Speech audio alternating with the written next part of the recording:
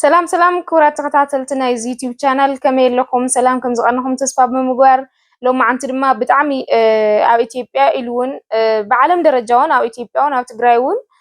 بتدጋጋሚ بزفصم ገበናት ብዙ حساب ንምንታይ ሞት ፍርዲ ንምንታይ እዩ ኣብዞም ከቢድ ገበን ዝሰርሑ ሰባት ዘይፍጸም ዘይውሰንታ ይኮይኑ መንግስቲ ዝብል ሕቶታት بتدጋጋሚ ካብ ዝተፈላለዩ ዜጋታት ይለዓል እዩ ስለዚ ሞት ፍርዲ ክፍጸመሎምን ክፍረደሎምን ዝኽእሉ ሰባት ከመይ ዓይነት ገበን ዝሰርሑ ምዃኖም ንምፍላጥ ይከኣልዶ ኣብ ኢትዮጵያ ይከኣልዶ ከዝብል ብስሩን ንምምላስ እዚ ቪድዮ እዚ ሒዘልኩም መጽ ዘለኹ ስለዚ ኣብ ኢትዮጵያ ሞት ፍርዲ መሃብ ይከኣልዶ ምፍጻም ከይከኣልዶ ዝብል ንምምላስ እስካ መጨረሻ ምሳይ ተጸኒሕኩም እኹል መልሲ ሒዘልኩም መጽ ዘለኹ እስካ መጨረሻ ተከታተሉኒ ስለዚ ኣብያተ ፍርዲ ገበነኛ ኢሎም ዝወሰኑሉ ሰብ ከከም ክብደት ገበኑ ብሞት ቅጽዓት ብዕድመ ልክዕ ማእሰርቲ ወይ እውን ብዝተወሰነ ግዜ ብጽኑዕን ቀሊልን ማእሰርትን ብገንዘብን ካልኦት ቀለልቲ ስጉምትታትን ክቐጽዑ ይኽእሉ እዮም ስለዚ እዚ ኣብዝኒ ዙ ሕጂ ተቐስናዮ ቅጽዓታት ከከም ክብደት ናይቱ ዝተሰርሐ ወይ ዝተፈጸመ ገበን መሰረት ተገይሩ መቃለልን መካበድን ኣብ ግምት ኣትዩ ሞት ቅጽዓት ዕድመ ልክዕ ቅጽዓት ጽኑዕ እስራት ቀሊል ማእሰርቲ ብገንዘብ ክፍሊትን ካልኦት ኣብ ላዕሊ ዝተቀስኩዎም ዝመሳሰሉ ነገራትን ኣብየተ ፍርዲ ውሳነ ክሕልፉ ይኽእሉ እዮም ማለት እዩ ስለዚ እዚ ሓፈሻዊ ብገበን ዝተቐመጡ ዓይነት ቅጽዓታት እዮም ስለዚ ዕላማ ቅጽዓት እንትርአ ድማ እንታይ ማለት እዩ ሓደ ሰብ ወይ ሞት ወይ ዕድመ ልክዕ ወይ ነዊሕ ዓመት ማእሰርቲ ጽኑዕ ወይ ቀሊል ማእሰርቲ ወይ ገንዘብ ክቅጽዓተሎ ዕላሙ እንታይ እዩ ዝብል ስለዚ ኣብዚ ክንሪኦ ዘለና እቲ ቀዳማይ ገበነኛ ተቐጽዑ ካሊእ ገበን ካብ ምፍጻም ንኽቁጠብ ተሓደን መሰረታውን ማለት እዩ ስለዚ ገበነኛ እንድሕር ቅጽዓት ተዋሂብዎ ኣብ ባዕሉ ትምህርቲ ክወሃብን ክርዳን ክመሃርን ስለዝግባእ እዩ ስለዚ ካሊእ ንኸይፍጽም ካሊእ ዓይነት እንደገና ገበን ንኸይፍጽም ተመሳሳሊ ወይ እውን ካሊእ ክኸውን ይኽእል እዩ ካሊእ ንኸይፍጽም እዩ እቲ ካልኣይ ድማ ንኻልኦት መምሃሪ ንምግባር እዩ ካልኦት ሰባት ሰብ ዝኾነ ገበን ምስ ፈጸመ ቅጽዓት ምስ ሃብካዮ እቲ ሰብ ንሱ ሪኦም ካልኦት ድማ ንኽመሃሩ ካሊእ ተመሳሳሊ ፍጻመታት ብካልኦት ሰባት ንኸይፍጸም እዩ ሳሳይ ገበነኛ ንምህናጽ እዩ ኣብዚ እንታይ እዩ ኣብዚ ናይ መጀመርያ ገበነኛ ተቐጽዑ ካሊእ ገበን ካብ ምፍጻም ንኣብነት ይእሰር ትሰብ ንሱ ክእሰር ክፍረዶ ተሎ በኣካል ኣሲርካዮ ኣብ ቤት ህንጸት ከፊለሎ ስለዚ ካሊእ ገበን ተመሳሳሊ ወጽኡ ንኸይፍጽም በኣካል እውን ተተሓይዘሎ ማለት እዩ ገበነኛ ንምህናጽ ማለት ግን ብሓሳብ ደረጃ ብርዲት ደረጃ እኹል ትምህርቲ ወሲዱ እቲ ዝሰርሖ ገበን ስሕተት ምንባሩ ክፈልጥ ምእንታይ እዩ ስለዚ ኣብዚ እንታይ እዩ ካሊእ ድማ ምስ ተተሓይዙ ገበን ካሊእ ገበን ንኸይፍጸም ዕልባት መሃቢ ትራውዓይን ናይ መጨረሻን እዚ ማለት ንኣብነት ሓደ ሰብ ከቢድ ገበን ኣለዉ ዝተጠቐሱ ገበናት ሞት ፍርዲ እንድሕር ተቐጺዑ ሞት ሰብ ክቅተል እንድሕር ተወሲኑ ተፈጺሙ ትፍጻመ እቲ ሰብ እዚ ካሊእ ገበን ንኸይሰርሕ ናይ መጨረሻ ዕልባት ይካትወልካ ማለት እዩ ስለዚ ቀዳማይ ገበነኛ ተቐጺዑ ካሊእ ገበን ከይፍጽም ንምክልኻል ካልኣይ ካልኦት ካብኡ ንኽመሃሩ ሳሳይ ገበነኛ ንኽህነጽ ራብዓይ ድማ ካሊእ ዝፈጸመ ሰብ ካሊእ ገበን ንኸይፍጽም ናይ መጨረሻ ዕልባት ንምሃብ ዝብሉ ኣርባዕተ መሰረታዊ ዓላማታት ኣለዎ ሓደ ሰብ ከምዚ ኣብያተ ፍርዲ ቅጽዓት ከመሓላልፉ ተለዉ ማለት እዩ ስለዚ ዓይነታትን ዕላማን ሞት ፍርዲ እንታይ እዩ ካብዚ ካልኦት ብምንታይ ዝፍለ ዓላማታቱን ዓይነታቱን ከመይ እዩ ዝብል ብሓፈሻ ቅድምና ሞት ፍርዲ ምእታይና ብሓፈሻ ክንሪኦ ዘለና ዓይነታትን ዕላማን ቅጽዓት እዞም ኣብ ላዕሊ ዝጠቐስኩዎም ዓይነታት ቅጽዓት ኮይኖም ኣብ ናይ ሎማዓንቲ ፍልይ ዝበለ ንበይኑ ትኹረት ገይረ ሒዘልኩም መጽ ዘለኹ ግን ብፍላይ ኣብ ሞት ፍርዲ ዘድሃበ ትሕዝቶ እዩ እዚ ሒዘልኩም መጽ ዘለኹ ብዙሕ ሰብ ሞት ፍርድን ዕድመ ልክዕ እስራትን እውን ሓደ ግዜ ዝሓዋውሰሉ በተለይ ናይ ሕጊ ሰብ ሞያ ኢና ኣብዚ ትኹረት ገይርና ተፈላለይ ብደንብ ንርዳእ እምበር ብዙሕ ግዜ ሰብ ዕድመ ልክዕ ተተባሂሉስ ሞት ፍርዲ ዝተባሃለ ይመስሎ ወይ ሞት ፍርዲ ተተባሂሉ ዕድመ ልክዕ ዝመስሉ አጋጣሚታት ኣሎ ስለዚ ሞት ፍርዲ እንታይ እዩ ካብ ዕድመ ልክዕ እስራት ብምንታይ ይፍለ ዕላማ ሞት ፍርዲ እንታይ እዩ ብሞት ዘቕፅዑ ገበናት ከመይ ዝበሉ እዮም ብሞት ፍርዲ ዘይቕፅዑ ሰባት ከ ኣለዉ ዶ ዝብሉን ካልኦት ተታሓዝቲ ጉዳያትን ክንድስስ ኢና ኣብዚ ቪድዮ እዚ ክሳብ መወዳእታ ክትከታተሉኒ ቻናለይ እውን ሳብስክራይብ ክትገብሩ በዚ ኣጋጣሚ ክሕብረልኩም ይፈቲ እንተፈቲኹሞ ሼር ሳብስክራይብ ላይክ ምግባር እውን ኣይትረስዑ ክብለኩም ይደሊ ስለዚ ብትርጉም ክንጅምር ተለና ሞት ፍርዲ ወይ ድማ ቅፅዓት ኢልና ፍርድና ቅፅዓት ማለት ምስ ተሓዘ ስለ ዝኾነ ሰብ እንድሕር ደኣ ተፈሪድዎ ተቅፅዓት ክፍፀም ይኽእል ዶ ይኽእልን ናብ ዝብል ኢና ንመፅእ ዘለና ስለዚ ብትርጉም ክንጅምር ተለና ሞት ፍርዲ ማለት ወይ ሞት ቅፅዓት ኣብ ልዕሊ ወይ ድማ ብፍሉይ ከቢድ ገበን ዝፈፀሙ ወይ ዝፈፀመ ሰብ ዝውሰድ ብመንግስቲ ዝትግበር ቅትለት እዩ ኢሉ ብላክ ስሎው ዲክሽነሪ ትርጉሙ ቀሚጥልና ኣሎ ማለት ስለዚ ብመንግስቲ ደረጃ እዩ ዝውሰድ እንደገና ድማ ብፍሉይ ከበድቲ ገበናት ዝሰርሐ ሰብ እንድሕር ደኣ ኮይኑ እዚ ውሳነ እዚ ክመሓላለፈሉ ይኽእል እዩ ማለት እዩ ስለዚ እቲ ትርጉም እዚ ሒዝና ብእንግሊዝኛ ዴዝ ፔናሊቲ ወይ ድማ ካፒታል ፐኒሽመንት ተባሂሉ ዝፅዋዕ ምስ ዕድመ ልክዕ እስራት እንትነፃፀር ኣብ ሞት ፍርዲ እቲ ገበነኛ ብሞት እዩ ዝውገድ ዘሎ ማለት ብሂወት ከይነብር እዩ ዝውሰን ዘሎ ስለዚ መጨረሻ እቲ ዝተዋሃበ ውሳነ ተወሲኑ ብሂወት ከይነብር ዝውገደሉ ኣጋጣሚታት እዩ ዝፍጠር ዘሎ ማለት እዩ ኣብ ዕድመ ልክዕ ፅኑዕ ማእሰርቲ ግን ገበነኛ ዝተረፈ ዕድሚኡ ሙሉእ ኣብ ቤት ህንፀት እዩ ዘሕልፎ እዚ ማለት ሞት ፍርዲ ሂወት እዩ ዘስእን ዕድመ ልክዕ ማእሰርቲ ግን ዕድመ ልክዕ ነፃነት እዩ ዘስእን ዘሎ ማለት እዩ ስለዚ እቲ ሂወትካ ብሙሉእ በቃ ትሞት ኢኻ ዘለኻ ሂወት ኢኻ ትስእን ዘለኻ ዕድመ ልክዕ ማእሰርቲ ማለት ግን ዘ ራይት ቱ ሙቭመንት ማለት ናይ ምንቅስቃስ መሰልካ ኩሉ ኣብ ቤት ህንፀት ዝተረፈ ዕድሜኻ ትሕልፎ ኣለኻ ሰዓት መውት ኣብ ቤት ህንፀት ኢኻ ትነብር ማለት እዩ ካሊእ ትርጉም የብሉን ስለዚ ዕላምኡ ድማ ሓደገኛ ዝኾኑ ገበነኛ ንምውጋድ መምሃሪ ክኸውን እዩ መምሃራይ ኮይኑ ንካሊእ ማሕበረሰብ እውን ኣምሂርካ ካብዞም ከምዚ ዓይነት ነገራት ንምቁጣብ ተባሂሉ እዩ ሞት ፍርዲ መብዛሕትኡ ግዜ ክውሰንን ክፍረድን ክፍፀምን ዝኽእል ማለት እዩ ስለዚ ኣፈላላዩ እቲ ኣብ ቤት ህንፀት ሙሉእ ዘሎ ዝተረፈ ዕድሜኻ ትሕልፎ እቲ ግን ብሂወት ኣብቲ ዝተፈረደሉን ንፍፃመ ዝተወሰነሉ ግዜ ብሂወት ክትነብር ኣይፍቀደልካን ዘሎ ማለት እዩ ስለዚ ኣብ ክልቲኡ ዘሎ ፈላላይ ከይወዛግበና ከምዚ ይመስል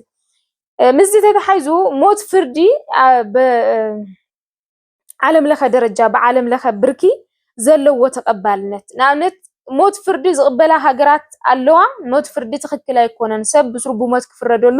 ኣይግባእን ኢለን ዝከራኸራ ሃገራት እውን ኣለዋ ስለዚ ብዓለም ደረጃ ከመይ ዓይነት ተቐባልነት ይህልዮ ዝብል ቅድሚት ናይ ኢትዮጵያ ክንሪኦ ዘለና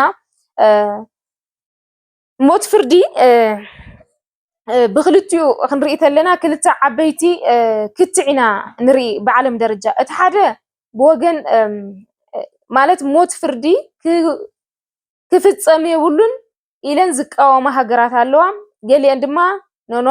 ሞት ፍርዲ ክህሊ እዩ ዘለዎ ኢለን ዝድግፋ ሃገራት ኣለዋ እተን ናይ መጀመርያ ዝቃወማ ሃገራት ብወገን እተን ሞት ፍርዲ ዝቃወማ ሃገራት እንትንርኢ ተለና ብሂወት ናይ ምንባር መሰል ፍፁምን ክጣሓስ ዘይብሉን መሰል ደቂ ሰባት እዩ ሂወት ክህብን ክኸልእን ዝኽእል ፈጣሪ ጥራሕ ምዃኑ ርዱ እዩ ስለዚ ሞት ፍርዲ ኢሰብኣዊ ተግባር እውን ስለ ዝኾነ እዚ ክህሊ የብሉን ኣብ ሕጊ እውን ክካተት የብሉን ኢለን ከም ሓደ መከራኸሪ ነጥቢ የቕርባ ካልኣይ መከራኸሪ ነጥቢ ድማ እተን ሃገራት እንታይ እየን ዝብላ ብስሕተት ፍርዲ እንተተዋሂቡ ክምለስን ክእረምን ዘይኽእል ውሳነ እዩ እዚ ንኣብነት ብዝሓለፈ ዝኾነ ቪድዮ ሰሪሕልኩም ነይረ ብስሕተት ሰባት ፍርዲ ፍረዶም እዩ እኹል መረዳእታ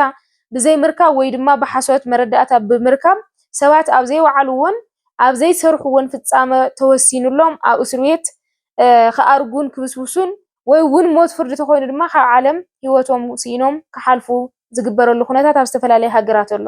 ስለዚ أوزي بتلي زي ما عملها هجرات والسانتات بزح جزء أو زي تفت زي فتوى مسوات كم زي فتوى متحسيو والسانتات محلال فلو مخنياتو توج زلنا ناي فتح سيستم دكام ما سلزخونه مالتي سلزي بسحتات النحردة فردتوها يوموت سب موت فردتها تفريدوات سب نسو هيوتو بزو السنة تفتصيمو كاو عالم مستفليت سب نسو زي فتوى مخان انت تفليتو كالرمز خل عينتي يخونن بيوت مستسانة سوزي منهم كتقورو تخل نقر سلزي يكون خمزة عينة والسنة أيدلن بسرو بعالم درجاون كمزة عينة كيهلي كلها نحن تأمنوا لنا ينزلاتن هجرات كم سال ساي مكراخري نجبنني أي مهرن جبنني مالت مجمع عاوز جلس كوه تحدى على ما نجبن مقطع حقي قطعات زوهاون نجبن صور حسابات تايو كاب تسرحوه زي حقاو سراح تمرت وسيلهم عاصم هنيصوم نخوصيو موت فرد እንድሕዳ ኮይኑ ግን ዓርስኻ ታንጾሉ ምንም ዓይነት አጋጣሚ የለን ምክንያቱ ስኻቶም ወይትካ ትመሃረሉ ነገር የለን ካልእቲ ካ ትምህርት ትኽእል ስለዚ አውዚታዮም ገበነኛ አይመሃረሉን ንኻልእቱ ውን የምህርዩ ዝብል እምነት የብልናን ኣብ ታሪኽ ውን ሞት ፍርዲ ብምህላው ካልኦት ሰባን ገበን ካብ ምፍጻም ክቁጠቡ ኣይረኣናን ኢለን እንተን ሃገራት ሳተን ዝከራኸራ ማለት እዩ ስለዚ እዚው ሰለስተ ዓበይቲ መከራኸሪ ነጥብታት ብወገን ሞት ፍርዲ ኢሰብኣውስ ፍጻመ ስለዝኾነ ከካተት የብሉን ስለዚ ከምዚ ዓይነት ናይ መወዳእታ ብሂወት ናይ ዘይምንባር መሰል ምጥሓስ ኣይከኣልን ብስሩን ኤገንስት ኔቸር ኢለን ስለዝከራኸራ እሰን እዚ ሓሳብ እዚ የቕርባ ሞት ፍርዲ ውን ኣብ ናይ ዓለም ሕጊ ዘየእተያ ብዙሓት ሃገራት ኣለዋ እቶም ካልኦት ሃገራት ድማ ሞት ፍርዲ ዝድግፋ ሰባት ሞት ፍርዲ ኣብ ኣድላይ ዝኾኑ ዝተጠቐሱ ብሕጊ ዝተቐመጡ ጉዳያት ክካተት ኣለዎ ኢለን ዝሓስባ ድማ ጭካነ ብዝተመልኦ መንገዲ ከቢድ ገበን ዝፍጽም ሰብ ብሞት ምቕፃዕ ፍትሓዊ እዩ ይብላ እዚ እንታይ እዩ ሓደ ሰብ ኣውዚ ባይዘወይ ኩላና ከም ንርድኦ ዋላና ካልእ ተይክርና ኣብ ትግራይ ዝፍጸሙ ገበናት ሕጂ ንመልከት ብኻራ እንዳቆራረፅካ ዓይን እንዳጥፋእካ ፍንጫ እንዳቆረፅካ ኢድ እንዳቆረፅካ ገለ ብጣዕሚ ስካሕ ዝኾኑን ከበድቲ ዝኾኑ ገበናት ኣለዉ ገበን ክበሃል ተሎ ብሓደ ይኮነን ዝፅዋዕ ብጥይት ዝተቐተለ ሰብን ናትቆራረፅ ኣካላቱ ዝቕተል ሰብን ሓደ ዓይነት ገበን ፈፂሞም ተባሂሎም ክተሓዙ ይኽእሉን ስለዚ ጨካን ብዝኾነ ዘግናኒ ብዝኾነ ዓይነት ከቢድ ገበን ዝፈጸሙ ሰባት ሞት ቅፅዓት ክወሃውን ምግባር ፍትሓዊ እዩ ኢለን እየን ዝማጎታ ካልኣይ ድማ ካልኦት ሰባት ተመሳሳሊ ገበን ንከይፍጽሙ እውን መምሃርን መጠንቀቕን እዩ ስለዚ ንዓርሱ እውን ፍትሒ እዩ በቃ ፍትሒ ኢና ንገብር ዘለና እዩ ካልኣይ ድማ ካሊእ ሰብ ከምኡ ዓይነት እንድሕር ደኣ ስጉምቲ ዝውሰድ ኮይኑ ካሊእ ሰብ እውን ከምኡ ዓይነት ብጣዕሚ ከበድቲ ገበናት ንከይሰርሕ ክጥንቀቕ ይገብር እዩ ሳልሳይ ከይድን ከቢድን ፍሉይን ገበን ንዝፍጽሙ ንዝፈጸመ ሰብ መንግስታዊ በጀት በጅትካ ኣብ ቤት ህንፀት ንብዙሕ ዓመት ኮፍ ኢሉ ክቕለብ ክሰቲ ምግባር ትክክለኛ ኣይኮነን ብዓይኒ ኢኮኖሚ እውን ናይ ሃገር በጀት ንገበን ዝሰርሕ ንገበነኛ ነቐልብካ ምቕማጥ ትክክለኛ ኣይኮነን ስለዚ ብኢኮኖሚውን ነቲ ዓዲ ይጎዲ ኢሎም እዮም ዝከራኸሩ ስለዚ እዚኦም ድማ ሰለስተ ዓይነት ናይ ባዕሎም መከራኸሪ ነጥብታት ሒዞም መፂኦም ኣለዉ ስለዚ በዚ ዝረኣኽቦ መፅናዕቲ መሰረት እዞም ኣብ ላዕሊ ዝተገለፁ ክትዓት ናይ ክልቲኦም ወገናት ርኢና ከም ዘለዉ ኮይኖም እዚኣቶም 145 ሃገራት ዓለም ሞት ፍርዲ ብሕጊ ከልኪለን ኣለዋ ካብ ዓለምና እተን 145 ሃገራት ሞት ፍርዲ ኣብ ሕጊ ክጠቓለል የብሉን ብስሩ ክህል የብሉን ኢለን ክልከላ ኣቐሚጠን ኣለዋ ማለት እዩ እተን 55 ሃገራት ድማ ብሕጊ ፈቒደን ኣለዋ ሞት ፍርዲ ኣብ ናይ ዓለም ሕጊ ኣካቲተን ተፈጻሚ ክኸውን ኣለዎ ኢለን ኣካቲተን ኣለዋ ማለት እዩ ስለዚ ሕቡራት መንግስታት ዓለም እውን ኣብ ናይ ዓለም ለኻዊ ስምምዕነት ሲቪልን ፖለቲካውን መሰላት ዝብል ICCPR ተባሂሉ ዝፅዋዕ ኣብ ምውጋዝ ሞት ቅፅዓት ዝብል ሓደ ፕሮቶኮል ኣዘጋጅዩ ኣማራፂ ፕሮቶኮል ኣዳልዩ ኣባል ሃገራት እውን ንኽፍርማ እንዳፈረማ እውን ይርከባ ማለት እዩ ስለዚ ኢትዮጵያ ግን እስካብ ቪድዮ እዚ ዝስራሕ ነዚ ፕሮቶኮል ከም ዘይፈረመት ይፍልጦ ዘለኒ ማለት እዩ ስለዚ እዚ ሕቡራት መንግስታት ንባዕሉ ሞት ፍርዲ ክተርፍ ኣለዎ ኢሉ እዩ ፕሮቶኮል ውጪ ዘሎ ማለት እዩ ስለዚ እዚ ኢትዮጵያ ማዓዝያ ክትፍርም ሓቢርና ክንሪኦ ነገር ግን ከምዚ ዓይነት ምዕባለታት ብዓለም ደረጃ ሞት ቅፅዓት ኣምሃሪ እዩ ተባሂሉ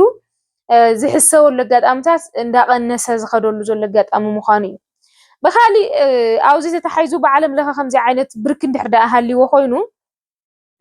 ብሞት ቅፅዓት ወይ ድማ ብሞት ዘቕፅዑ ገበናት ኣብ ገበን ሕጊ ኢትዮጵያ ከመይ ዝበሉ እዮም ዝብል ናብ ናይ ኢትዮጵያ ሕጊ ክንመጽ ተለና ናይ ኢትዮጵያ ብሂወት ናይ ምንባር መሰል ፍጹም መሰል ኣይኮነን አንቀጽ 15 ሕገ መንግስቲ ኢትዮጵያ እንታይ እዩ መሰል ብሂወት ናይ ምንባር ኣቐሚጦሎ ስለዚ ዝተቐመጠ ከቢድ ገበን ዝሰርሐ ሰብ ወይ ዝፈጸመ ሰብ ግን ብሞት ክቕፃዕ ከም ዝኽእል ድማ ኣታሒዙ ኣቐሚጥዎ ኣሎ ማለት እዩ ስለዚ አንቀጽ 15 the right to life ሪኮግናይዝ ተገይረሎ ነገር ግን ከቢድ ገበን ዝሰርሐ ሰብ ግን እዚ ራይት እዚ ቫዮሌት ክግበር ከም ዝኽእል ኢትዮጵያ ኣቐሚጣቶላ ማለት እዩ እዚ ናይ ሕጊ እዚ ርኢና ናብ ገበን መቕፅዒ ሕጊ ክንመጽ ከለና ግን አንቀጽ 117 ንኡስ አንቀጽ 1 ገበን መቕፅዒ ሕጊ ኢትዮጵያ ሓደ ሰብ ብሞት ክቕፃዕ ዝኽእል እቲ ሰብ ካብቶም ብሕጊ ሞት ቅፅዓት ከቕፅዑ ዝኽእሉ ገበናት ተባሂሎም ብግልፂ ዝተቐመጡ ዝፈጸመ ሓደገኛ ገበነኛ ኮይኑ መቃለሊ ኣብ ዘየለሉን እቲ ገበነኛ ነቲ ገበን እንትፍጽም ዕድሚኡ ልዕሊ 18 ዝነበረ እንተኮይኑ ጥራሕ እዩ ኢሉ እቲ ዓንቀጽ ብግልፂ ተደንጊጎሎ ማለት እዩ ስለዚ ኣብዚ እንታይ እዩ እቲ ገበን ዝተፈጸመ ፈተነ እውን ዘይኮነስ ዝተፈጸመ ዝተወድአ ክኸውን ከም ዘለዎ እውን ኣታሒዙ ኣብኡ ገሊፅልና ኣሎ ስለዚ ኣብዚ እንታይ ኢና ንርዳእ ሞት ፍርዲ ከፍርዱ ዝኽእሉ ኢለመንት ተባሂሎም ወይ ድማ ቅድመ ኩነታት ተባሂሎም ሓደ ሞት ፍርዲ ከቕፅዑ ዝኽእሉ ገበናት ተባሂሎም ኣብ ሕጊ ዝተጠቐሱ ኣለዉ እሶም ክንዝርዝሮም ኢና ካብኣቶም ሓደ ክኾን ኣለዎ ዝተፈጸመ ገበን ካልኣይት ገበን ተፈጸመ እምበር ፈተነ እውን ክኸውን የብሉን ኮምፕሊትድ ኣክሽን ክኸውን ኣለዎ ሕጂ ክሰርሕ ሓሲቡስ ኣጋጣሚ ተፈሺልዎስ ሞት ፍርዲ ፍረዶ ማለት ኣይኮነን ተዝሓሰቦ ገበን ክውድኦ ክኽእሎ ክሰርሕ ክኽእል ኣለዎ እዩ ካልኣይ ድማ መቃለሊ ዘይብሉ መቃለሊ ተጠቒምካስ ካብቲ ሞት ፍርዲ ከውርዶ ዘይኽእል ዓይነት እንተኮይኑ ብኻሊእ ድማ ልዕሊ 18 ምዃኑ ምክንያቱ ህፃን ክኸውን የብሉን ማለት እዩ ህፃን እንተኮይኑ ሞት ፍርዲ ክቕፃዕ ኣይኽእልን ምዚ ተታሒዙ እዚኦም እንድሕር ዳኣ ማሊኡ ኮይኑ ሞት ፍርዲ ክፍረዶ ከም ዝኽእል እዚ ሕጊ ብግልፂ አንቀጽ 117 ኣቐሚጦሎ ንእስ አንቀጽ 1 ኣብዚኣ ተታሒዛ ግን እቲ ቅፅዓት ድማ ቢግባኣኒ ዝፀንዕን ብፕረዚደንት እተሃገር ተፈሪሙ ዝፀደቐን ክኸውን እንተሎ ጥራሕ እዩ ንኣብነት ሞት ፍርዲ ኣብያተ ፍርዲ ወሲነን ኣብ ወረዳ ማለት ኣብ ወረዳ እኳ ኣይኮነን ናይ ባዕሉ ደረጃ ኣለዎ ልዕሊ ኢሉ ይጅምር እዚ ጉዳይ እዚ ነገር ግን ኣብቲ ጀመረሉ ጉዳይ ኣብያተ ፍርዲ ዝሃብዎ ውሳነ ቢግባይ ክኸይድ ይኽእል እዩ እስካብ መጨረሻ ፀኒዑ ፕረዚደንት ዝሃገር እንድሕር ዳኣ ፈሪሙሉ ተፈጻሚ ይኸውን ኢሉ ናይ ኢትዮጵያ ሕጊ ድማ ኣብ ገበን መቕፅዒ ሕጊ ኣብዚ ዓንቀጽ እዚ ኣካቲቶሎ ማለት እዩ ብሞት ከቕፅዑ ዝኽእሉ ገበናት እንታይ ዓይነት ገበናት እዮም ዝብል ድማ ሓደ ክልተ ኢላ ክንሪኦም ተለና እቲ ሓደ ከቢድ ክሕደት ሃገር ዝፈጸመ ሰብ እንድሕር ዳኣ ኮይኑ እዩ እቲ ካልኣይ ስለላ ወይ ድማ እዚ ባይዘወይ ብፍላይ እቲ ሃገር ኣብ ብጣዕሚ ኣስጋእ ኩነታትን ቅልውላውን እንዳሃለየት ዝፍጸም ናይ ስለላ ዓይነት ፍጻመ እንድሕር ዳኣ ኮይኑ እዚ ብሞት ፍርዲ እውን ከፍርድ ከም ዝኽእል ብኻሊእ ዘስካሕክሕን ነውራን ብዝኾነ ኩነታት ከቢድ ገበን ዝፈጸመ ሰብ ተኮይኑ ወይ ድማ ብጉጅለ ዝተፈጸመ ገበን ተኮይኑ ኢሉ እውን ካሊእ ገበን ንምፍጻም ወይ ድማ ዝተፈጸመ ገበን ንምሕባእ ተባሂሉ ዝፍጸም ዓይነት ገበን እንድሕር ዳኣ ኮይኑ ህይወት ምጥፋእ ንኣብነት ገለገለ ሰባት ሓደ ሰብ ይቆትሉ እሞ እንደገና ነቲ ሰብ ንሱ ነዚ ገበን ንሱ ንኸይፍለጥ እንደገና ካልኦት ክልተ ሰባት ወይ ካሊእ ሓደ ሰብ ይቆትሉ ኣብ ርእሲ ገበን እንዳወሰኹ ይኸዱ ስለዚ ከምኡ ዓይነት ገበናት ዝተፈጸሙ ገበናት ንምጥፋእ ኢልካ መስካ ተወሳኺ ገበናት እናፈጸምካ ምኻድ እንድሕር ዳኣ ኮይኑ ካሊእ ዘርኢ ምጽናት እዩ ከምዚ ናይ ትግራይ ኣጋጢሙ ዝነበረ ብጣዕሚ ዘኸብድ በቃ ዓሌት ስኡልካ ሰብ እንታይ ሰሪሑ ካበይ መፅኡ እንታይ ገይሩ ዘይብሉ ስኡልካ ዝረኸብካዮ ብብሄር ደረጃ ወይ ድማ ዝኾነ ምክንያት ብምጥቃም ስኡልካ ምቕታል ገለ ዝፈፀመ ሰብ ተኮይኑ እዚ እውን ዘርኢ ምፅናት ሓደ ናይ ሞት ፍርዲ እዩ ካሊእ ገበን ብሰባት ምንጋድ ወይ ድማ ህሙማን ትራፊኪንግ ተባሂሉ ዝፅዋዕ ብኣዋጅ ቁፅሪ 1178 2012 ዝወፀ ዓንቀፅ 418 ብግልፂ ቀሚጥዎ ኣሎ ማለት እዩ ስለዚ እዚኦም ብግልፂ ብሞት ቅፅዓት ከቅፅዑ ዝኽእሉ እንታይ ዓይነት ገበናት ተፈፂሞም እዮም ዝብል ኣብ ናይ ኢትዮጵያ ብግልፂ ተደንጊጎሎ ማለት እዩ ስለዚ እዚ ከም ዘለዎ ኮይኑ ብሞት ፍርዲ ክቅፅዑ ዘይኽእሉ ሰባት ከኣለው ዶ ዝብል እወለው እዩ ስለዚ ኩሉ ሰብ ኣብ ቅድሚ ሕጊ ማዕረ ምዃኑ ከም ዘሎ ኮይኑ ነገር ግን ከምዚ ዓይነት ገበናት ዋላ ዝፈፀመ ግን ትሕቲ 18 እንድሕር ደኣ ኮይኑ ዝፈፀመ ሰብ እቲ ገበን ክፍፀም ተሎ 18 ዘይመልእ እንተ ነይሩ ህፃን ስለዝኾነ ኣተሓሳስበኡ እኹል እዩ ብሱል ተባሂሉ ስለዘይሕሰብ ዋላ ይፈፅም ሞት ፍርዲ ክፍረዶ ኣይኽእልን ካልእ ዓይነት ፍርዲ ክፍረዶ ዝኽእል ማለት እዩ እቲ ካሊእ ነፍሰ ፁር ተኮይና እታ ከምዚ ዓይነት ካብዞም ዘርዘርናዮም ሞት ፍርዲ ከፍርዱ ዝኽእሉ ዝፈፀመት ኣዶ እቲ ፍርዲ ክፍፀመሉ ዝፈፀመትሉ ግዜ ዘይኮነስ ፍፃመ መጨረሻ ፍርዲ ተዋሂቡስ ንሳ ሞት እንድሕር ኮይኑ እቲ ፍርዲ ዝተዋሃበ እሞ ክፍፀም ኣብ ዝተገበረ ናይ መጨረሻ ግዜ ነብሰ ፁር እንድሕር ደኣ ነይራ ኮይና እዚ እውን ተፈፃምነት ኣይህልዎን ካሊእ ናይ ኣእምሮ ሕማም ዘለዎም ሰባት ማለት ኢንካፓብል ዝኾነ ኢንሴን ፐርሰን ተባሂሎም ዝፅውዑ ኣእምሮኦም ብትክክል ናይ ጥዕና ኣተሓሳስባ ሓስቡ ዘይኽእሉ ወይ ድማ ናይ ኣእምሮ ሕማም ዘለዎም ሰባት ተኮይኖም ኢሉ እውን ፅኑዕ ሕማም ዘለዎም ሰባት ማለት እዚ ተሰሪሖሞ ተፃርዩ ኣብየተ ፍርዲ ብኩሉ ተወዲኡ ግን ክፍፀም ምስተባህለት ሰብ ፅኑዕ ሕማም እንተሃሊዎ ናይ ኣእምሮ ሕማም እንተሃሊዎ ነብሰ ፁር እንድሕር ደኣ ኮይና እቲ ክፍፀም ዝተባህለ ናይ ሞት ፍርዲ እንታይ ይኸውን ንግዚኡ ጠጠው ኢሉ እቶም ሰባት ዝሓመመት ኮይኑ እስካብ ዝሕሾ እንድሕር ደኣ ነብሰ ፁር ኮይና እውን ወሊዳ እስካብ ነገራት ዝስተኻኸል እስ ናይ ኣእምሮ ሕማም ተኮይኑ እውን ድማ እስካብ ዝሕሾ ማለት እዩ ክፀንሕ ይግበር ማለት እዩ እቲ ክፍፀም ተባሂሉ ዝተሓሰበ ስለዚ እዞም ሰለስተ እዚኣቶም ብከምዚ ዓይነት ጠጠው ኢሉ ይፀንሕ ተፈፃመ ይኸውንን ማለት እዩ ካሊእ ምስ ተታሒዙ ንኣብነት ካብዚ እስካብ ሕጂ ዝረኣናዮ እንታይ እዩ ኣብ ኢትዮጵያ ሞት ፍርዲ ተፈቂዱ ኣካቲታውን ከም ዝኾነት ምንም ዘጠራጥር ነገር የብሉ እቲ ሕጊ ብግልፂ ደንጊግዎ ኣሎ ስለዚ ኣብ ኢትዮጵያ ሞት ፍርዲ ከመይ ይፍፀም እዩ ብሓፈሻ ኣፈፃፅማ ሞት ቅፅዓት ክንርኢ ከለና ሃገራት ዝተፈላለዩ ዓይነት ኣፈፃፅማ መንገድታት ሞት ቅፅዓት ይጥቀማ እየን ንኣብነት ካብዚኣቶም ዝተወሰኑ ንምልዓል ክንርኢ ከለና ብጥይት መርፍእ ብምውጋእ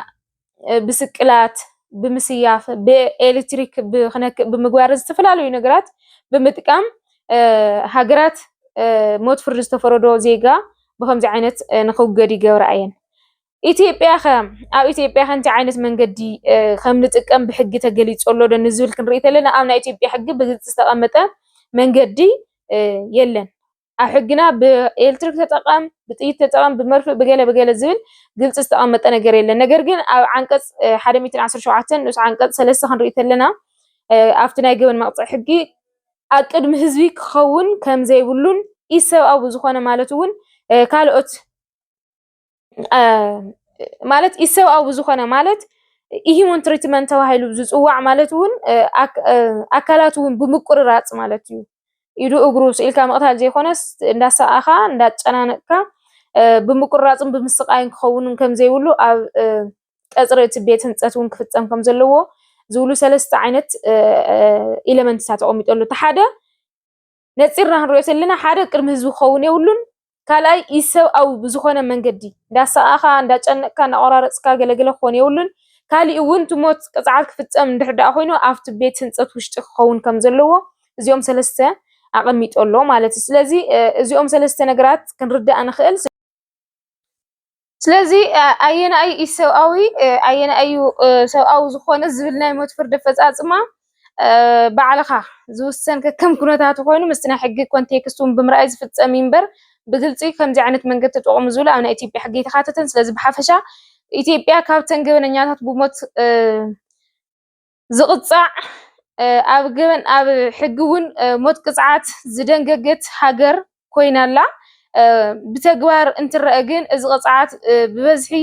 ክትግበር ኣይስተውዓልን ዋላ እቲ ሕጊ የካትቶ ኣብ ሕጋ ተካትት ብተግባር ግን ክስተውዓል ብዙሕ ግዜ ርኢና ኣይንፈልጥን ስለዚ ብሕጊ ስለዚህ ብሓፈሻ ክንሪኦ ተለና ኢትዮጵያ ካብተን ኣብ ሕገን ሞት ቅፅዓት ዘካተተት ኮይና ብተግባር ክትረአ ተሎ ግን ሞት ቅፅዓት ዘትረፈት ሃገር ተባሂላ ተኻቲታ ኣላ። በዚ እውን ብዙሕ ግዜ ናይ ሞት ፍርዲ ኣብ ኢትዮጵያ ክፍፀም ብዙሕ ተዓዚብና ኣይንፈልጥን። ስለዚ ብዛዕባ ሞት ፍርዲ ንሎማዓንቲ ሒዘልኩም ዝቐረብኩ ትሕዝቶ ከምቲ ዝተኸታተልኩሞ ኮይኑ ምስቲ ዝረአ ዘሎ ምስፍሕፋሕ ገበን ኣታሒዝኩም ሞት ቅፅዓት ተጠናኺሩ ይቐፅል ዶ ኣይቐፅልን ወይ ይትረፍ ትብልዎ ሓሳብ ርኢቶኹም ኣብ ኮመንት ሴክሽን ክትፅሕፉለይ ትፅቢት ይገብር እየ። ስለዚ ቻናለይ ሳብስክራይብ ብምግባር ናብ ካልኦት እውን ንክባፃሕ ሼር ላይክ ብምግባር ኣይትረስዑ ክብለኩም ይፈቱ። ስለዚ እስካብ መጨረሻ ስለዝተኸታተልኩም ብጣዕሚ እየ ዘመስግን። ግን ምስዚ ዓብይ ጉዳይ ስለዝኾነ በተለይ ኣብ ትግራይ ምስ ዝፍፀሙ ገበናት ዘይቕተል ዘይፍረዶ ሞት ፍርዲ ንምንታይ እዩ ገለ ዝብሉ ብዙሓት ነገራት ስለዝተሓዙ ዘብዝኒኤ ናይ ሞት ፍርዲ ተታሒዙ ዝሰራሕዎ ቪድዮ ሪኢኹም ናይ ባዕልኹም ኮሜንት ከተቐምጡን ሓሳብኩም ክትገልጹን ተስፋ ይገብር። ስለዝተኸታተልኩም ብጣዕሚ እየ ዘመስግን። ኣብ ቀፃሊ ብካሊእ ቪድዮ እስካብ ንራኸብ ቻው ቻው።